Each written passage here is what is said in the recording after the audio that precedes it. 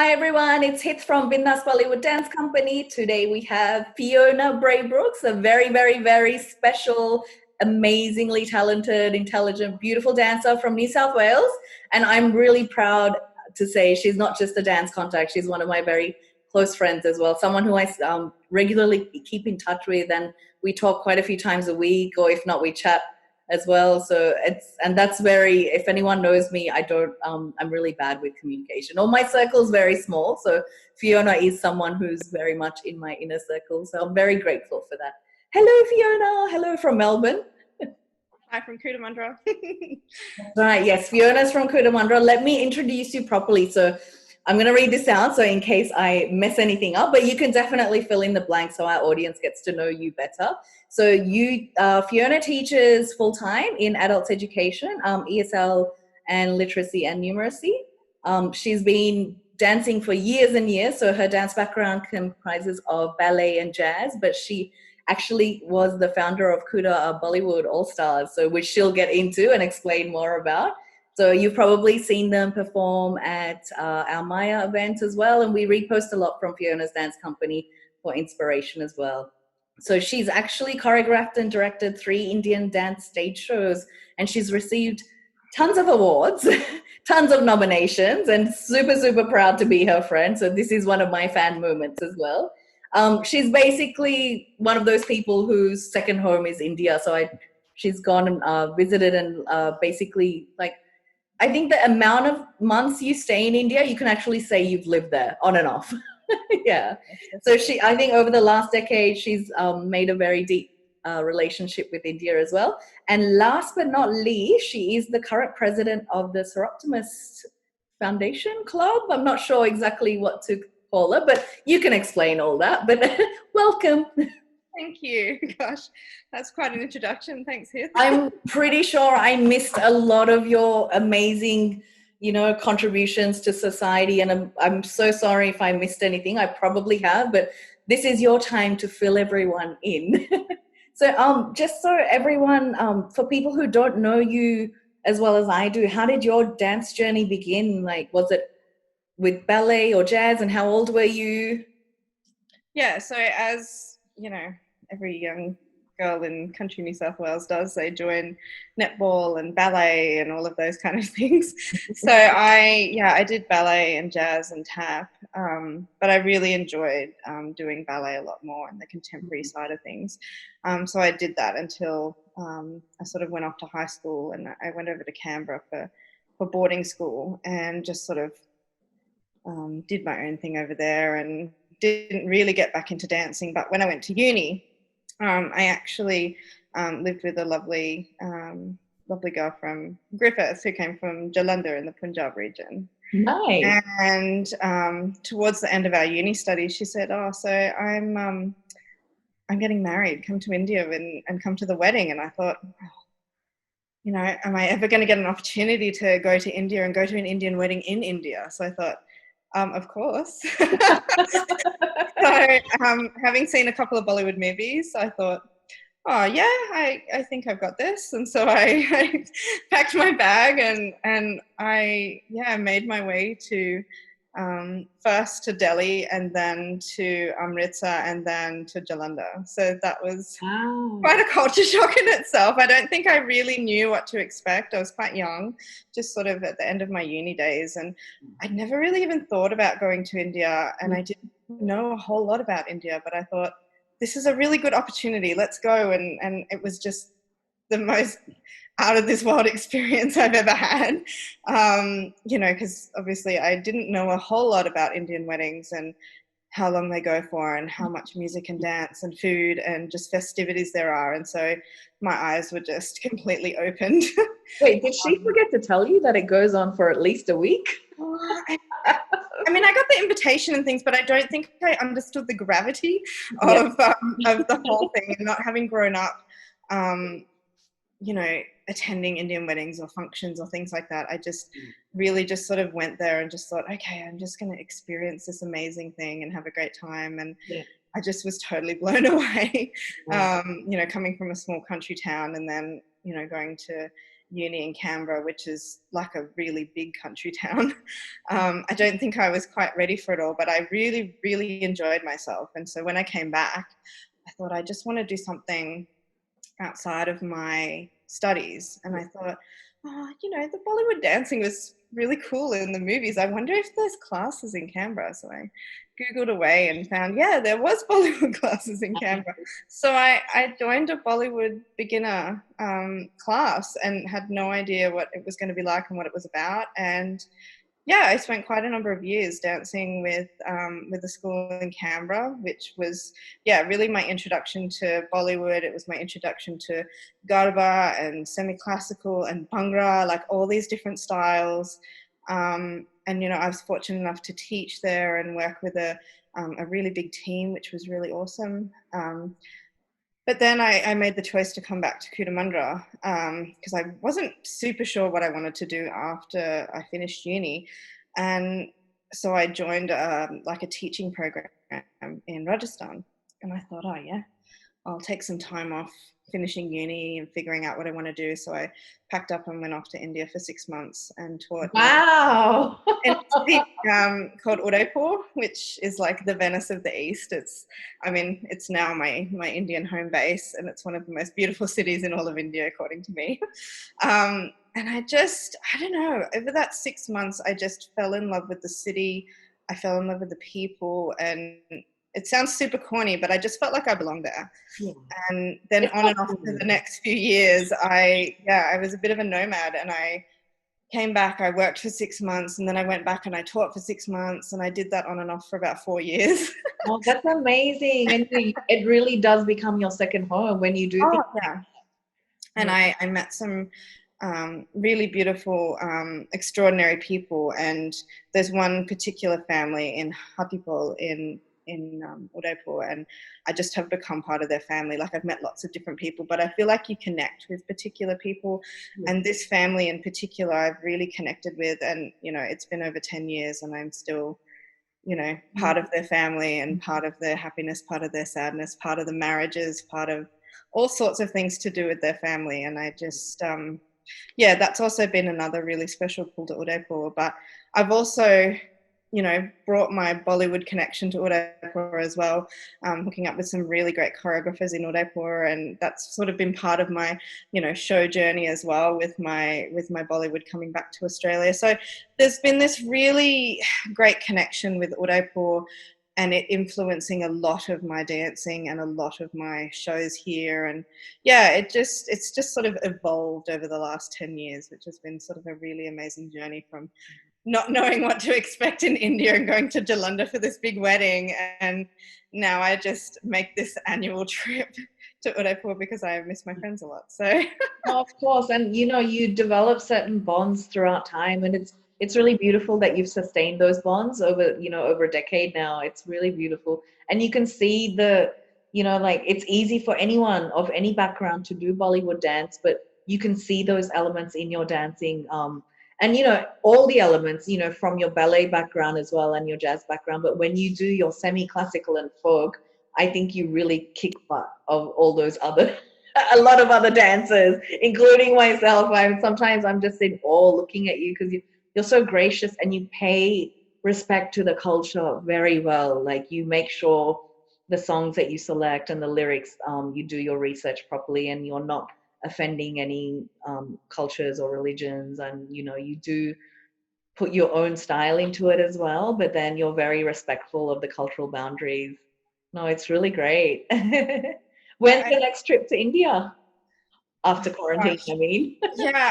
I'm quite sad at the moment because I usually go during our summer and their winter, so usually that December, January, February time frame, and I didn't get there this year, and I thought, I'll go during, the holiday break during Easter. So I thought, okay, don't worry, don't go during January, it's fine, you can go during April. And it sort of got to mid-March or early March, and I was like, I haven't booked my tickets yet, and I just don't feel confident to book my tickets. And my friend's like, no, it's all fine, don't worry about it, it's all good. And I think within 48 hours, India had closed their borders and suspended all visas, and I said, yeah, I'm definitely not going to be able to come now.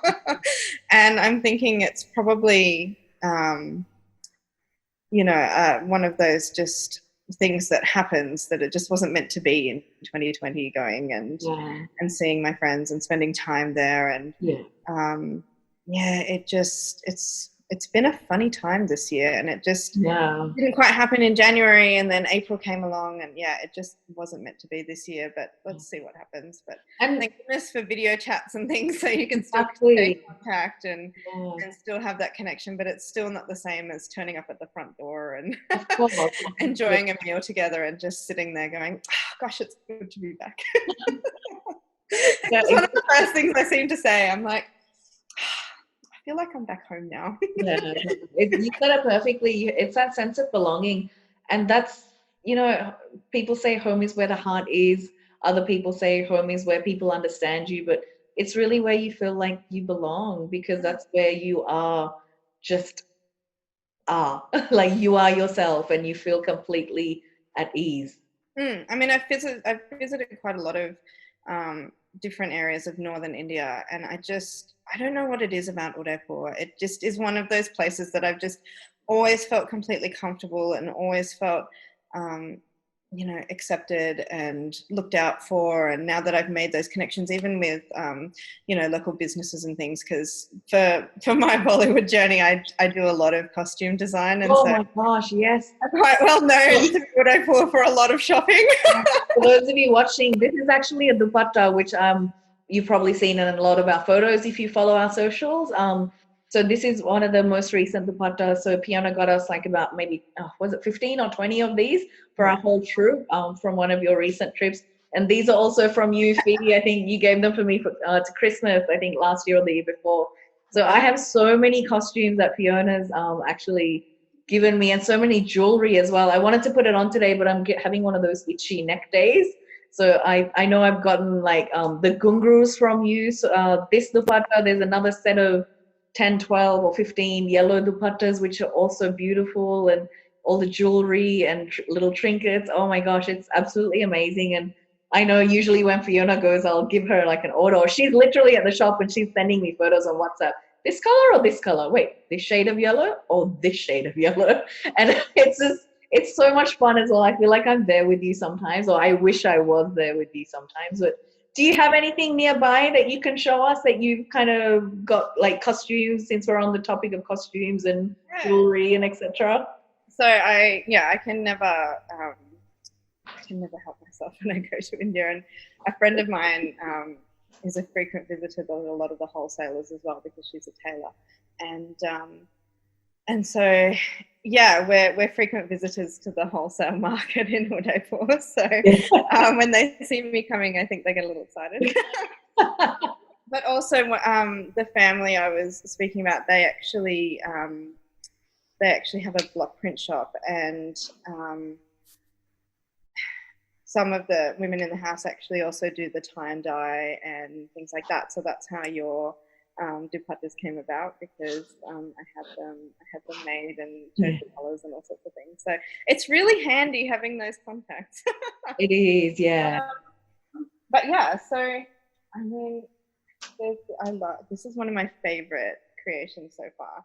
And there's kind of a story to it, so I hope you don't mind me rambling on about it. Of course, this is all about you. Oh my God, that's stunning. So this is one of our trolleys. I have a beautiful seamstress in Cootamundra who takes on a lot of my crazy ideas, and just loves working with all our different fabrics and things. So thank goodness for her, otherwise I wouldn't have the costumes and things that we have.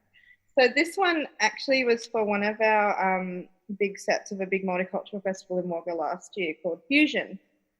So we've been dancing there for quite a number of years, but last year I decided to theme it, and we did like a Gaga fusion, which was quite cool. And because I hadn't sort of been material shopping in India for a while, I thought, oh goodness, what are we going to dress everybody in? And I actually ended up finding a whole heap of curtains that didn't fit me anymore. And wow. Well, they're just sitting in a box, or I'm not wearing them anymore. So we literally cut them into pieces and created our own materials. So there's about 15. Everybody's Ooh. trolley is different, and it's made up of about 15 different curtas and being cut into different shapes and sizes within the pattern. So we normally do a princess cut pattern. So we've got the panel here, but she's done 2 parts into the one panel. Yeah, so that was a really big experiment. Wow. It gave everyone their own individual style, yet we all really matched, which was really cool. So that was Gorgeous. best. It's absolutely stunning, and I love the creativity behind it. Like, and that's one amazing thing. Like, when you have a good tailor, you can literally present them with the craziest freaking idea, and they'll be like, yeah, sure, just give me X amount of time. Exactly right. So I'm really super lucky. Another one, which is actually from our last stage show, where we were really, really honoured by being nominated for costuming by the Canberra Area Theatre Awards, which was an absolute buzz for us. Wow, that's we that's invited huge. them to come and view the show, and I thought, they're going to wonder what Bollywood and Cootamundra. So I thought, okay, good. And then, yeah, it was really phenomenal to actually be nominated against some really big players in the industry. Yeah, what an honor, honestly. Yeah, this was the first time inviting them, and it was blown away. But this is a beautiful jacket, which actually, I wanted it to look like we had a trolley underneath, but it was I had about a minute to completely change costume. Oh, wow. It's actually all inbuilt with a front zip. So Okay. it's actually just like a panel. So it's made to look like it has a trolley piece in it, but it's all one. It's all one, piece yeah. with a large tail at the back. And yeah, it's just beautiful fabric. I love some of this fabric. This is also fabric from Udaipur. It's beautiful. The color is very vibrant. It's beautiful to wear. It's one of my favorite costumes because it was just so comfortable and so easy to put on. And we know that costumes can be very complicated. Oh. And this is one of the most uncomplicated costumes I think we've ever designed. Fiona, what's the material? Is that satin or georgette? I can't really tell from here. It's got a foil pattern on it, and it's sort of like a satin blend. Yeah. Which really gives it shine. And we just wore it with black jersey dhoti pants, which really stand out. Which, we put a little bit of velvet trim here to tie in with the black pants. And yeah, this is, I think to date, this has to be one of my favorite and most comfortable costumes ever. So yeah, there's designing costumes is not easy at all, is it? Like, because you have to think about the actual movement. I know I've had so many people comment on, oh, you guys should wear this and this, and this is the latest, and this design's much better, and this material is much heavier, and it looks more grand. And I always say to people, look, until you actually wear a costume and dance for 20 minutes or an hour in it, then you will know what kind of material you actually need, because you can't wear, like, for example, it's so difficult to dance in bridal lehengas. Especially the heavy ones with the heavy dupatta, and we have to make sure our costumes, the materials that we select, they're breathable. If you can make the specific design that's in your head, the tailor needs to be able to do it, because just because you pick a material and a design, it doesn't mean that it's going to be compatible. Oh, that's exactly right. And I think you think, I'll just do it for how good it looks on stage, and then you get there and you're like, yeah, and you're dancing like this. Like, you can't extend this material. But one of the greatest finds, I think, I'm going to share one of our Trolley secrets. One of the best finds is scuba knit material. Yeah, we spoke about this yesterday or the day before. I think. And I came across it by accident, and I just thought, wow, this stuff's going to be great. And I've never looked back. It's all good and well to wear satin or cotton or rayon or things like that, but scuba knit, it just is one of the most amazing things. So for all of those costume buffs, or even just for, a wedding and you want some comfort, scuba knit. Yeah. That's my advice. But speaking of heavy bridal lehenga, so one of my favorite skirts, this one has evolved over 2 stage shows. So originally, these skirts were just these Stunning. here, and they were A-line. And I remember fighting with the store owner because I wanted 5 of them, and we differed about our opinion about price of them. I was like, I'm trying to buy 5. So anyway, I knew I wanted them as full circle skirts. So we actually got calico and put it in between as another panel. Nice. Okay, and then so like the 2016 show, it was just all plain with the embroidered panel. And then for the 2018 show, we added a little bit more, and each of the calico panels has been covered in different laces. Wow. So I'm not sure if this is a really great view, but yeah, we have one giant lace on the bottom and then a lot of different laces. So there's a lot of work in this. They're very heavy, but they're phenomenal on stage. Yeah. And it looks like it spins very well. Yes, yeah. Well, it's a completely full circle now, which we know for performing is a bonus. Yeah.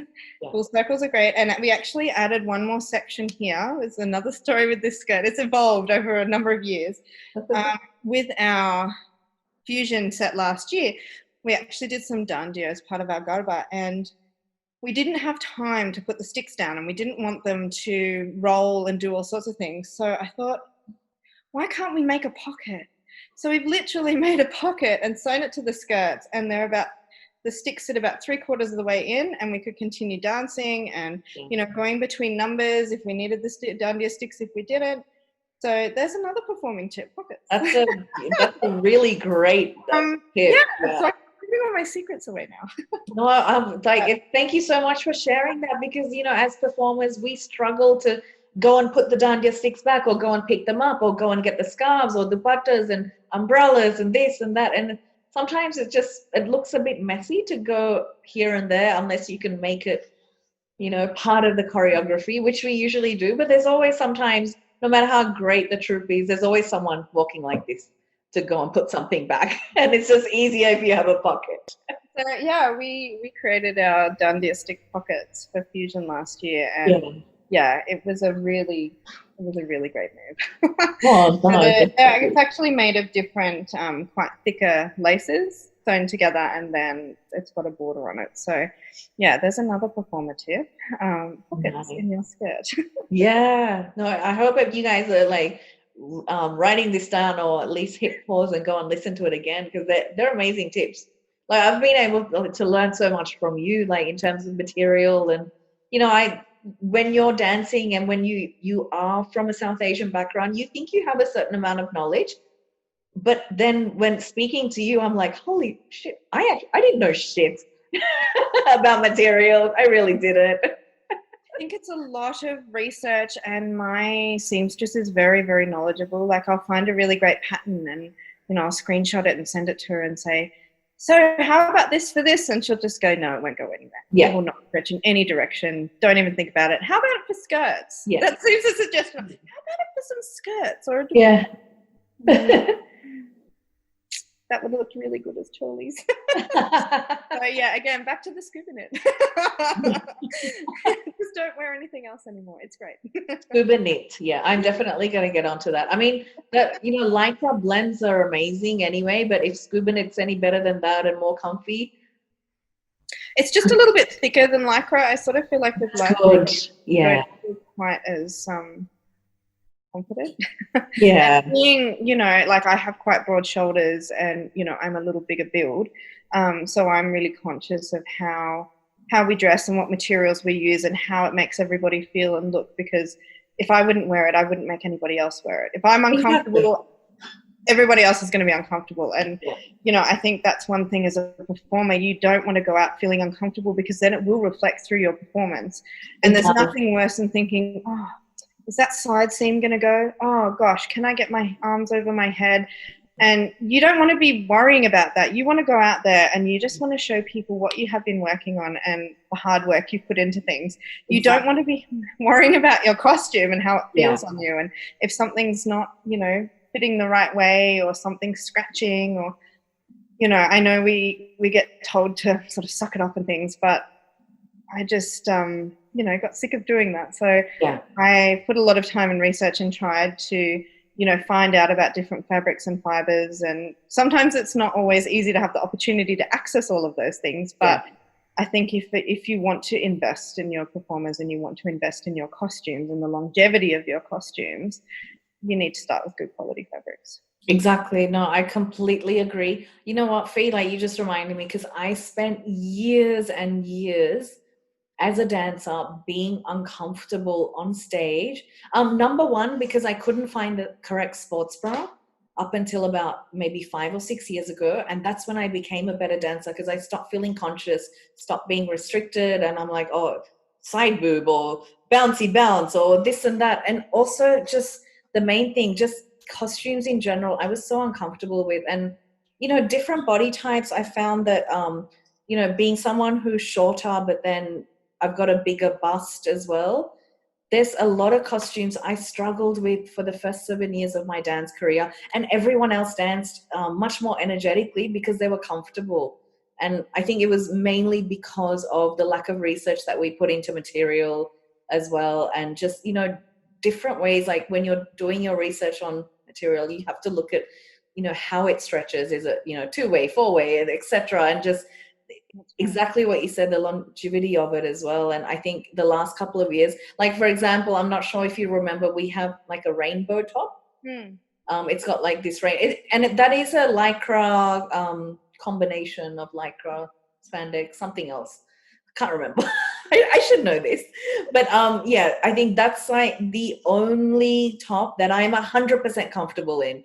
And I don't need to pin it, and I have this perfect sports bra for it, and the material just lasts so long. Like we've had it for years, and it's durable. Like it makes all the difference. Like I'm a much confident dancer, and I'm not worried. I'm not conscious about popping out or restricting my movements in order to adjust to the costume. Like why should we as dancers have to adjust to a costume too much? Exactly right. And I think with Coota Bollywood, I sort of said to myself, okay, right, if you're going to do this, you're in 100%. Like, don't half do it. Yeah. Don't sort of wear the latest trends, and don't feel like you have to wear everything ready-made. Like 98% of our costumes are custom made. And a lot of the girls that dance with us, because at the moment we have an all-female team, there's not a lot of unfortunately there's not a lot of lovely gentlemen who have come to dance with us yet. We've had a few, but we'd love some more to come and dance with us. So what we do is, part of being, a sort of like a deal of being part of troupe is that you do have your own custom made trolley whenever we perform, and the cost is to them, and that's their commitment to the troupe. And it's also the fact that it is custom made for them, so they are going to feel comfortable, and it's just part of the membership of troupe. And that has been one of the provisos all along, so that people don't feel like, oh, I have to fit into a one size fits all thing that someone else has worn, or and I know that that's just the decision I made when I started Coota Bollywood. I sort of wanted to do everything that made people feel comfortable and made them feel like they were comfortable to perform and comfortable in what they were wearing, and lots of other things. And that does come at a cost, but I think everyone overall performs a lot better when they are comfortable and it is fitted to them. It's just it's one of those things. I can't stress it enough. And as I said, it is a financial investment. But for me, the outcome of it is so much more. I mean that's very a very common thing for you. Like when you're part of a dance company, you pay for your costumes and you get to keep them. I know I've heard some horror stories about let's not mention their names, except I'll just say that they're one of the biggest Indian dance companies in India as well.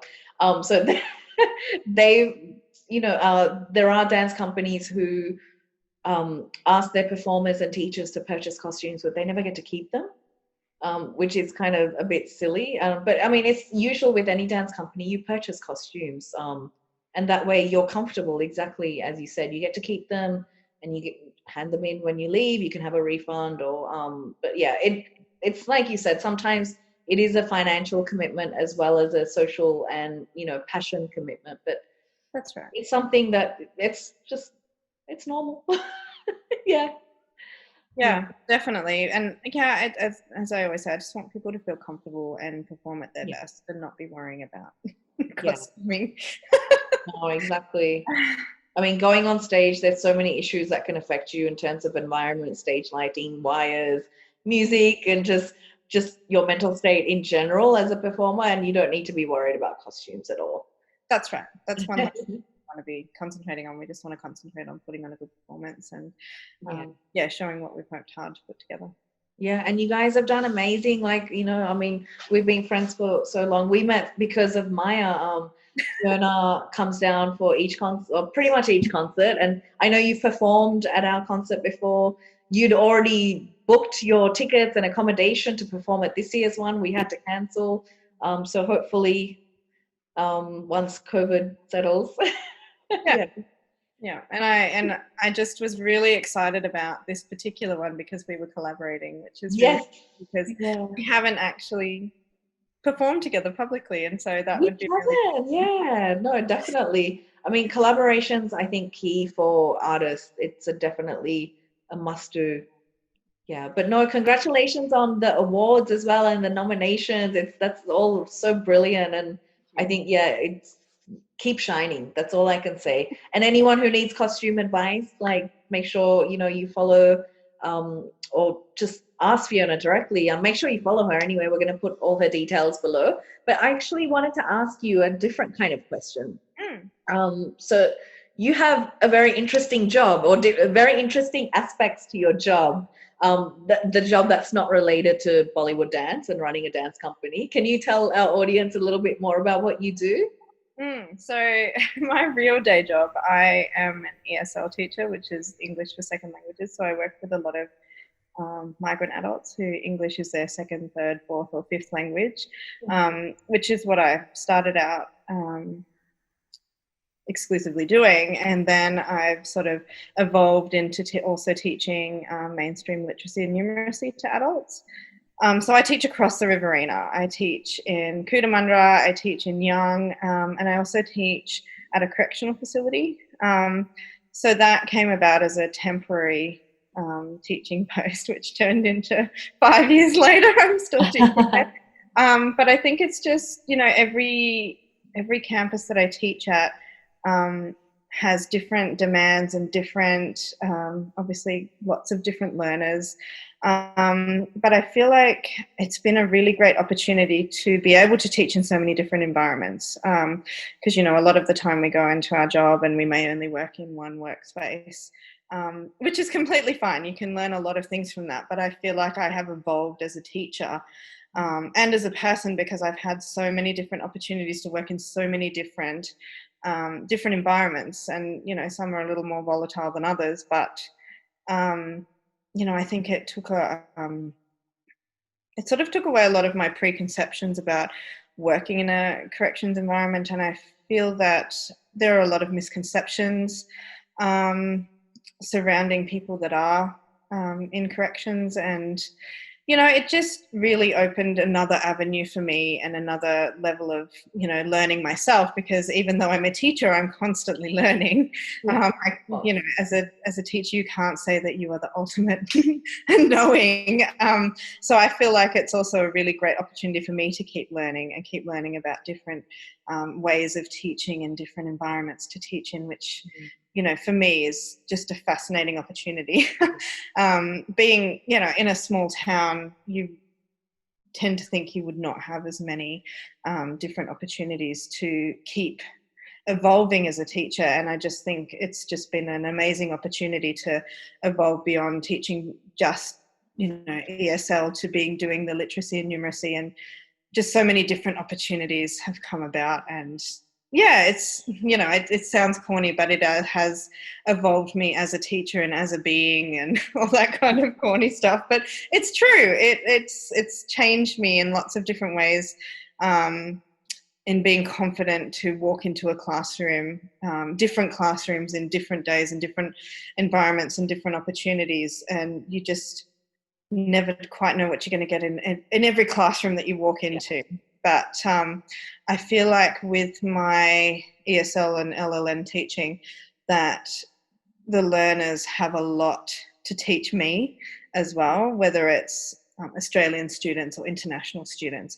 I'm constantly learning about them and their language journey, and also with my own language journey and trying really hard to learn Hindi and not doing super duper well. I think that kind of helped me with my teaching as well, because it's understanding having that second language and having that language barrier and all sorts of other things, and how language can open up your opportunities. And if you haven't had those educational opportunities, which a lot of my learners haven't for various reasons, it's just so important not to isolate people because of their lack of educational opportunity. So I found this a lot more of a special job than I ever envisioned that I would. And I'm just so thankful I have all of these different teaching opportunities that I have. And I've met so many beautiful students, and they've gone on to do lots of different things. And I just think, you know, being part of that journey for every learner is just very, very special. Yeah. No, definitely. No, you said it so beautifully. But I actually had a question, just a follow-up question, because I know you work at a correctional facility as well, to teach, but is there a specific age group? Is it adults as well, or is it young adults or more mature aged, or? Oh, it's an adult facility. Yeah. So it's, I just purely teach ESL in that facility. We have lots of other programs. I just treat it like it's another campus. It just happens to be in a correctional facility. Yeah. So I'm just like, no, I'm just turning up to work as I would. There's just a few more, protocols to go through to get to the classroom. And obviously there's a different way of orientating yourself within that environment. But, everyone's there to learn. Everyone's there to gain new skills. And, it's part of the ethos that we teach them is that, education and skills are a privilege, and you have to work really hard at those. And I think that has extended even beyond, working in the correctional facility, because if you don't want to improve, then, it takes, my job is to inspire people and motivate people to want to learn, but there's also got to be that push and pull and give and take. There's got to be something that hopefully we can instill in people to want to improve their skills and get out there and be part of their journey and part of what they're wanting to do in life. So I think, it's interesting. I thought it would be a completely different kind of environment, and that my teaching would be completely different, but I feel like it's kind of melded into one big educational journey now, even though, as I said, there are different protocols to teaching in that environment. I've learned a lot of things in the correctional facility that now I take to my outside classes, and the same with outside classes into the facility. So it's kind of melded into one big journey now, rather than being, I teach there and I teach here and I teach here. They've kind of melded into one over the years, and I think that's been one of the very surprising things of my teaching journey across those different campuses. No, that's great. No, it's so interesting to hear about it. I was actually going to ask you, just because we're on the topic of work, this isn't really work, but tell us about being the president of the Soroptimist. Sorry, I have trouble with that word. So it is a worldwide foundation or organization? So Soroptimist International is a worldwide organization which connects women in a big network. They sort of have clubs within certain towns or cities, but then they have a region area, then they have the Australian club, then they have the federation. So we're in the Southwest Pacific Federation. Our particular club in Cootamundra, I'm currently the president. Nice. Which is quite fun. Obviously, it's just one of those positions where you write the agenda and you lead the meetings and things like that. So that's, put my teaching skills into practice, because I actually teach meetings as one of my units for my searching. Nice. So that's doing quite well in terms of preparing and teaching and actually giving some of those skills that I do. But it's a really lovely way to connect with other women that advocate for women and children, and work on different projects. Like one of our particular projects as a club is to support the Crisis Accommodation Centre, which is based in Young. So it focuses on people who are homeless or who may be close to becoming homeless, and providing them with connections to those different services and things like that. So, you know, we're very aware of, you know, a lot of the women that access that facility are coming from DV households. And so, you know, we found it very important to support that, because they, you know, they're based in Young in New South Wales, but they cover Cootamundra, they cover Temora, they cover Burrawa, and Harden and Young as well. So it's quite a region, you know, quite a number of regions around here.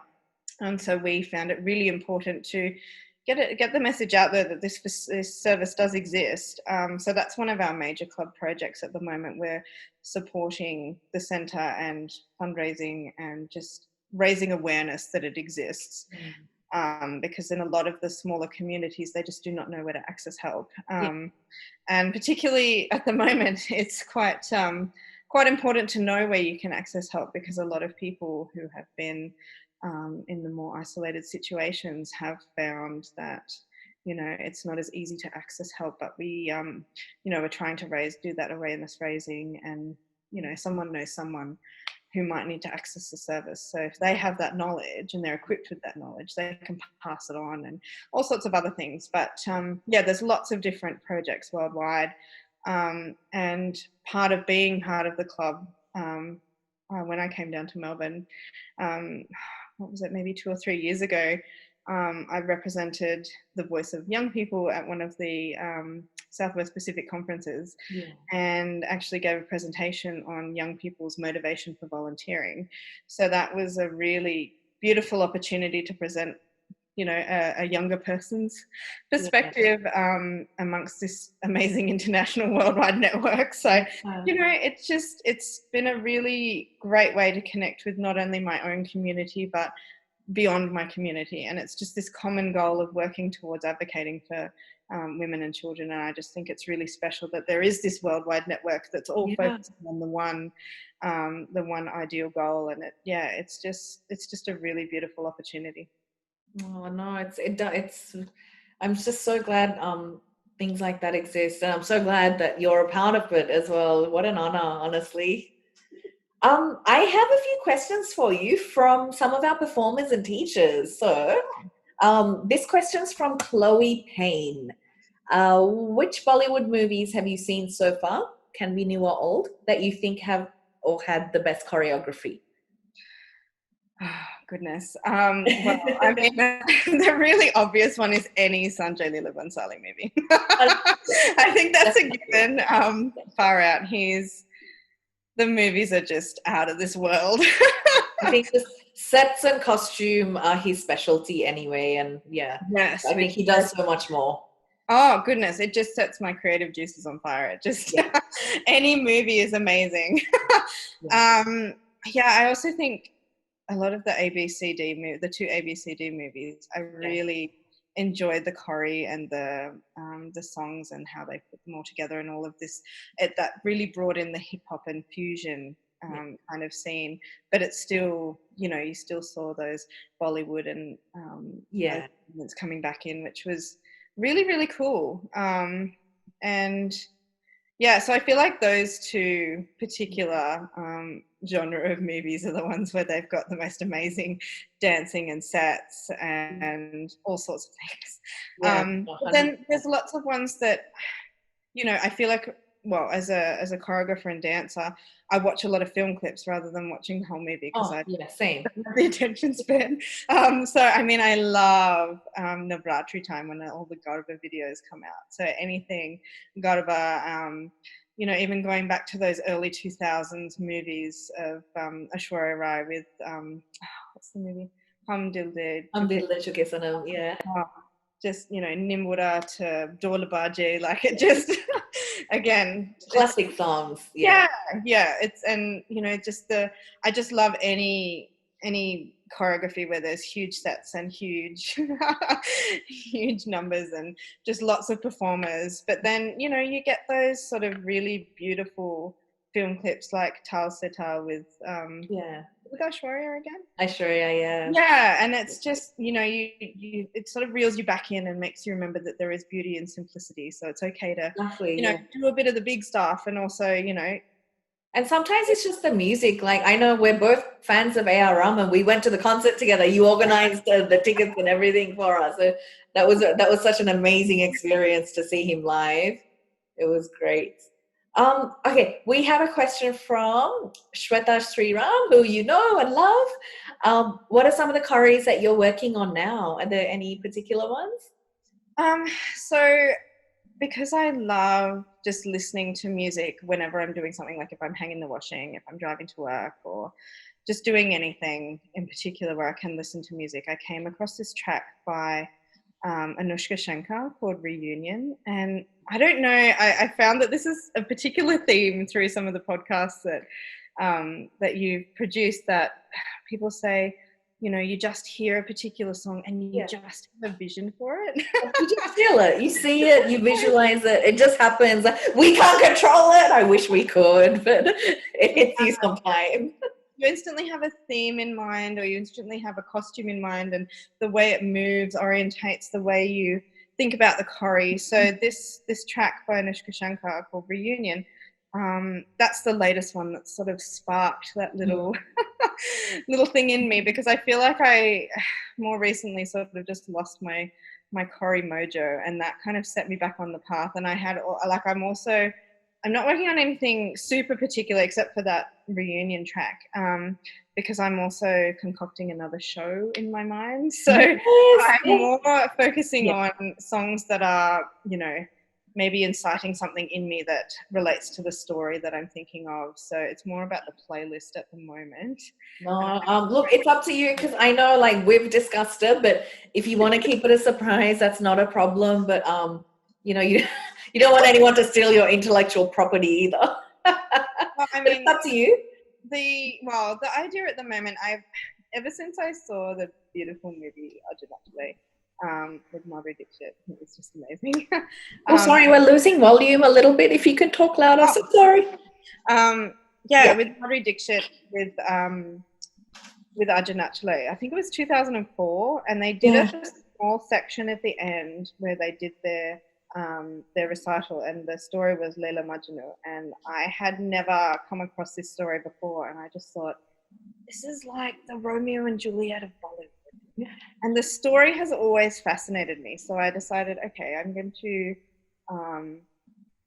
buy a reference book and have a little more look into the story. And I thought, I feel like it's time I did a Bollywood drama. And I was like, okay, I could totally do Leila Majnu.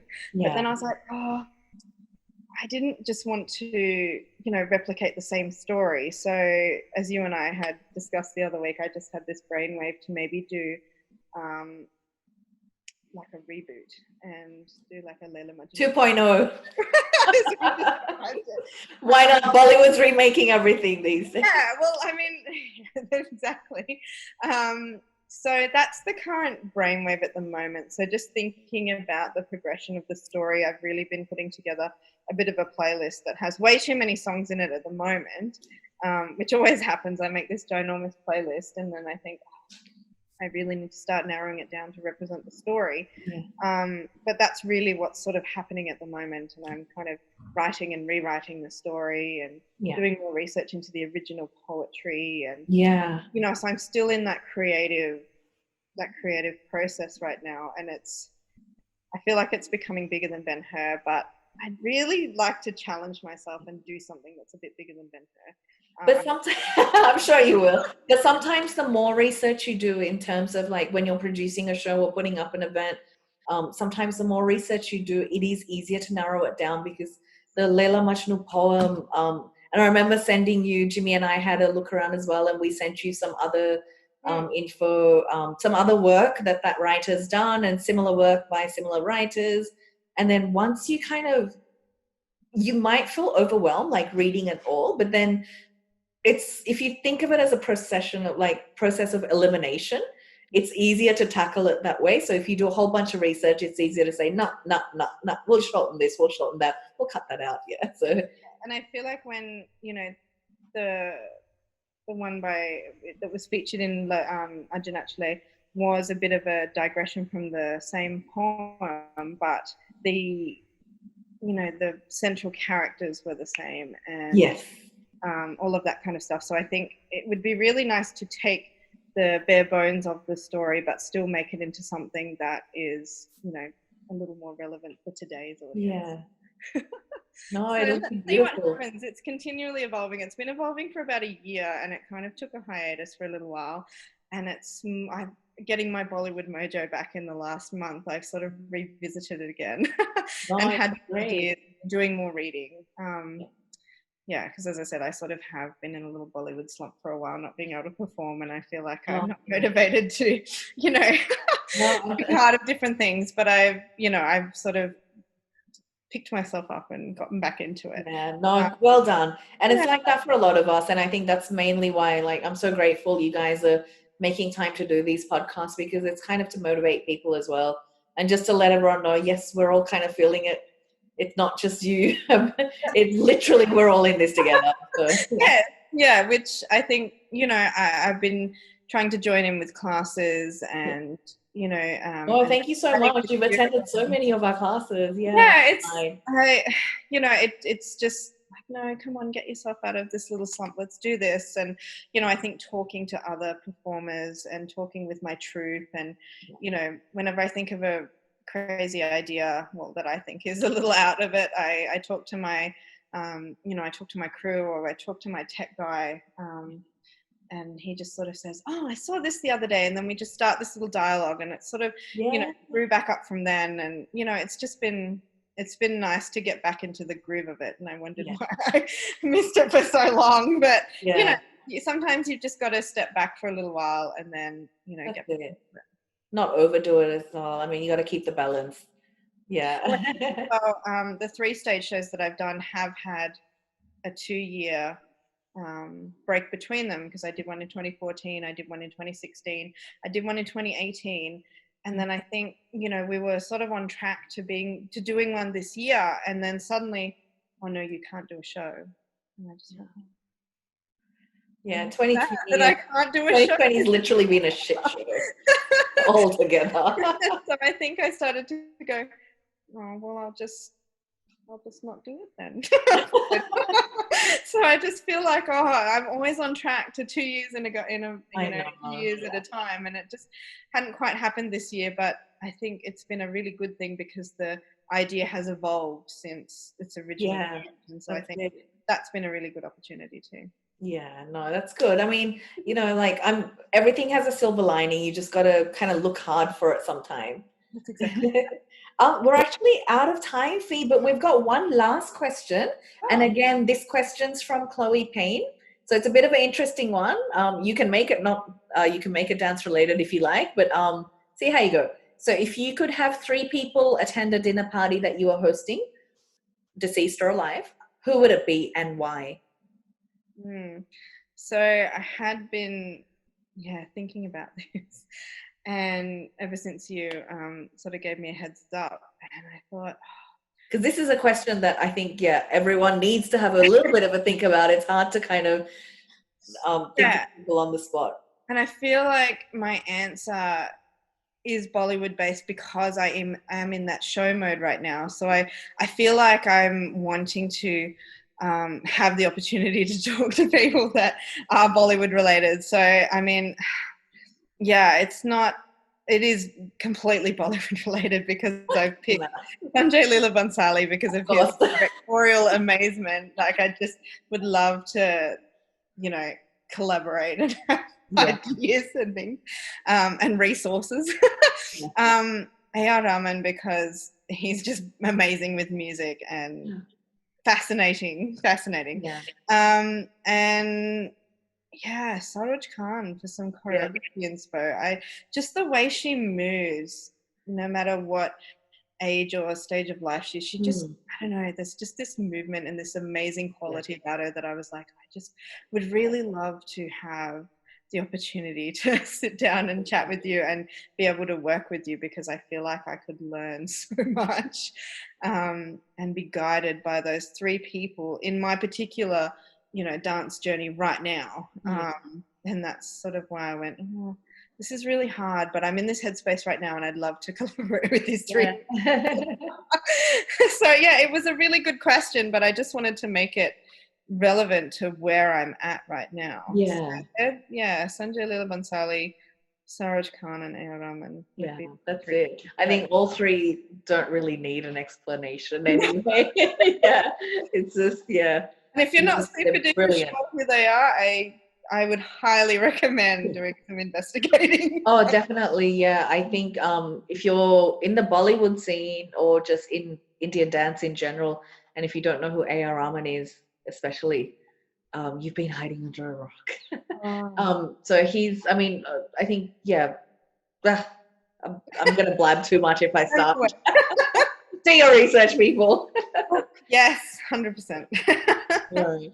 Fee, we might wrap it up, but thank you so much for taking the time to share everything, your experiences and your views on dance as well. Like, it's been lovely. But I'm really glad our audience, and even, I know you'll share this as well, like everyone will get a proper opportunity to hear everything from you, because it's so easy just to see our photos and watch us dance, but people don't really get to know us. But I want to do a second round of this, so hopefully we can make a time in another couple of months, because podcasts will continue even after quarantine lifts. It's something that we were planning to do anyway, before isolation kicked in, but I definitely want to do a round 2 with you, and then maybe we can see, sometimes like some questions you may have different answers for as well, like exactly how you said, like different points in time you might want to invite 3 other people for dinner. So depending, yeah. But thank you so much. Take care and stay safe. We will see you online. So guys, don't forget Fiona Braybrooks and Coota All Stars, Coota Bollywood All Stars. Pretty much the same, but we'll put all the details below. So make sure you get in touch with her and follow their socials.